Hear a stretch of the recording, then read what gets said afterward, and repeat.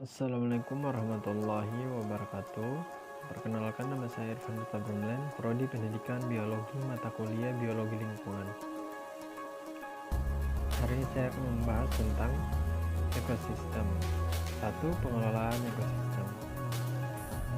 Pengelolaan ekosistem adalah proses yang bertujuan untuk melestarikan jasa ekologi utama dan memulihkan sumber daya alam sambil memenuhi kebutuhan sosial, ekonomi, politik, dan budaya generasi sekarang dan masa depan. Lingkungan sebagai suatu sistem. Lingkungan adalah keadaan atau kondisi yang ada di sekitar organisme. Lingkungan adalah keseluruhan kondisi sosial atau budaya yang mempengaruhi individu atau komunitas. Lingkungan adalah sistem. Semua sistem memiliki komponen-komponen yang saling berhubungan. Komponen atau faktor lingkungan. 1. Komponen ekosistem, komponen biotik, komponen abiotik. 2. Komponen ekonomi, pembiayaan, harga atau nilai. 3. Komponen sosial budaya, kebijakan.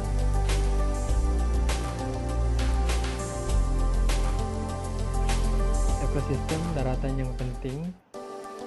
Bioma adalah hutan hujan tropis, hutan gugur daun temperata, taiga, tundra, padang rumput, savana, padang pasir atau gunung.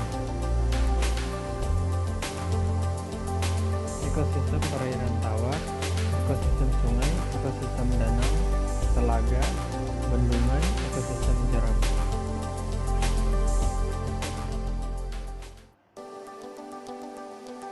Ekosistem perairan laut berdasarkan komunitas hewan dan tumbuhan, ekosistem laut, ekosistem pantai, ekosistem estuari, ekosistem terumbu karang.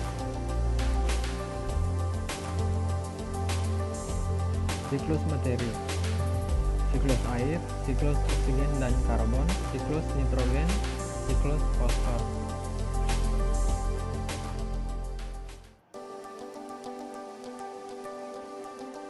Ekosistem service, menjernihkan air dan udara, pencegahan kekeringan dan banjir, menjaga kesuburan tanah, detoksifikasi dan dekomposisi, polinas, penyebaran biji. 2. In situ. In situ adalah usaha pelestarian makhluk hidup, tumbuhan dan hewan yang dilakukan pada habitat aslinya.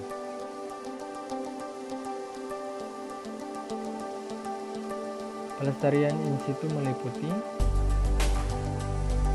A. Cagar alam, B. Suaka marga satwa, C. Taman nasional. Konservasi in situ. Konservasi in situ berarti konservasi dari spesies target di tapak on-site dalam ekosistem alami atau aslinya atau pada tapak yang sebelumnya ditempati oleh ekosistem tersebut.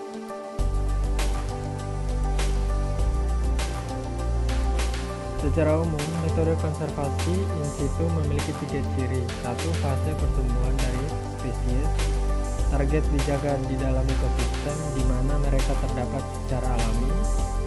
2. Tata guna lahan dari tapak terbatas pada kegiatan yang tidak memberikan dampak merupakan pada tujuan konservasi habitat.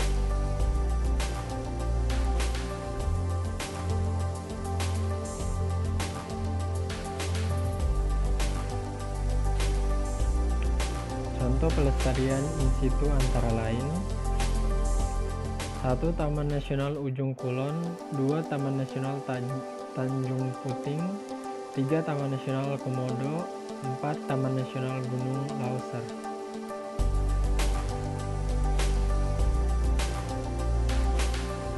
3.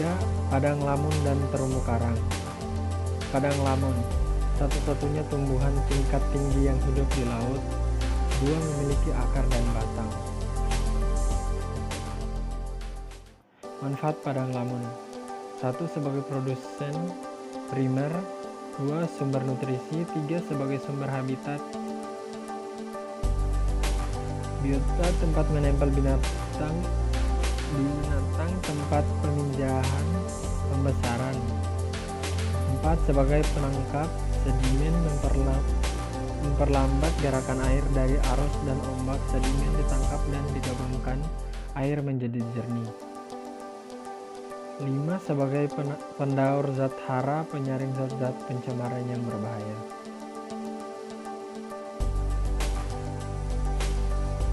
Karang.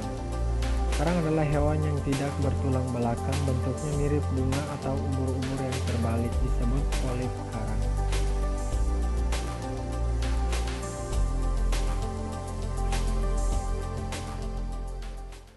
Apa makanannya? A. Plankton, fitoplankton, zooplankton. B. Simbiosis dengan zooxanthella.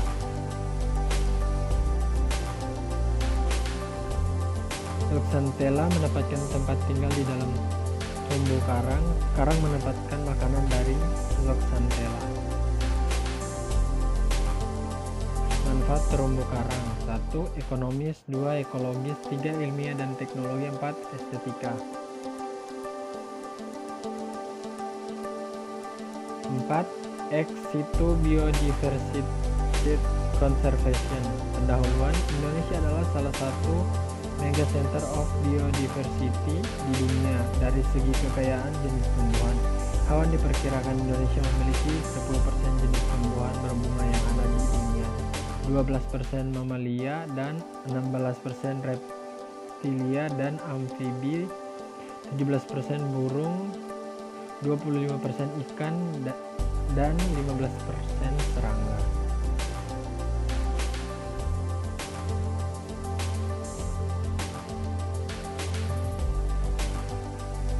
What is ex situ conservation?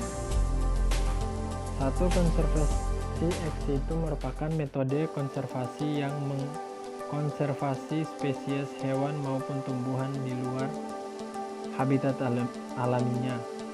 2. Konservasi ini merupakan proses melindungi spesies tumbuhan dan hewan langka dengan mengambilnya dari 3. habitat yang tidak aman atau terancam dan menempatkannya di habitat lain di bawah perlindungan dan pengawasan manusia. Kenapa perlu adanya konservasi ex situ? 1. Untuk melestarikan dan melindungi keanekaragaman biodiversitas. 2. Spesies sudah terancam dari kepunahan. 3. Adanya gangguan yang serius pada habitat alaminya. Apabila perlu adanya konservasi ex situ, konservasi in situ sudah tidak bisa lagi dilaksanakan. Beberapa yang perlu diperhatikan dalam konservasi ex situ. 1. Habitat yang baru harus cocok dengan kehidupan spesies yang akan dikonservasi. 2. Habitat yang baru diupayakan semaksimal mungkin untuk menyerupai habitat alaminya dengan segala komponen-komponen yang ada di dalamnya. 3. Habitat yang baru harus memiliki daya dukung terhadap spesies yang akan dikonservasi. 4. Dalam penanganan konservasi, spesies harus ditangani oleh para ahli yang sangat. 5. Mengenal karakteristik dari spesies tersebut, cara hidup, cara makan, dan lain-lain. Kelemahan konservasi ex situ: 1. Biaya yang mahal. 2. Spesies akan cenderung kehilangan sifat adaptasi terhadap lingkungannya alaminya. 3. Spesies terutama hewan akan kehilangan insting berburu atau mencari makanan sendiri.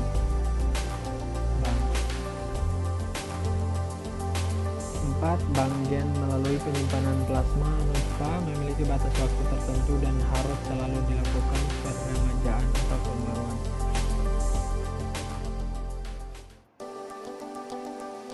Contoh penerapan konservasi ex situ: 1. Kebun Raya KR Indonesia, KR Bogor melestarikan tanaman dataran rendah dan basa ex kayu ulin, Eusideroxylon daudii. KR Purwodadi melestarikan tanaman dataran rendah dan kering, KR Cibodas Beras melestarikan tanaman dataran tinggi Indonesia bagian barat.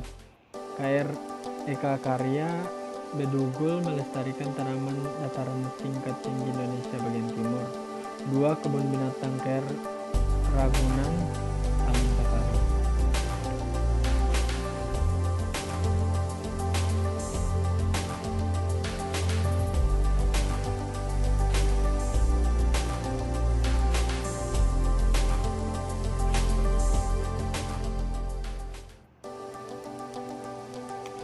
Remediasi.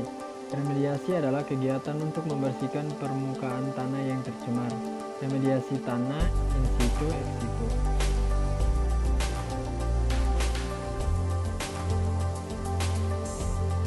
Upaya penanganan bioremediasi.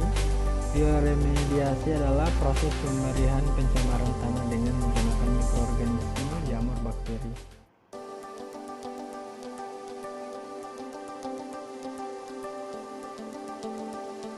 Fitoremediasi. Fitoremediasi teknologi pembersihan, penghilangan atau pengurangan polutan berbahaya seperti logam berat, pestisida, dan senyawa organik beracun dalam tanah atau air dengan menggunakan bantuan tanaman hiperakumulator plant.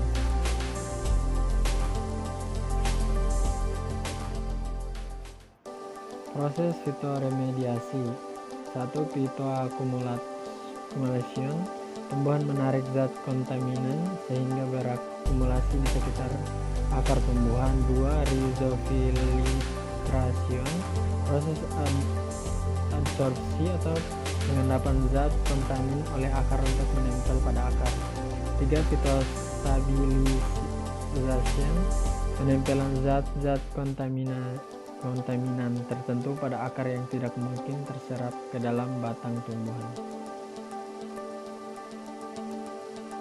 Keuntungan fitoremediasi. 1. Biaya operasi lebih murah, tanaman juga bisa dijadikan bahan bakar, pencemaran pada tanah bisa berkurang secara alami.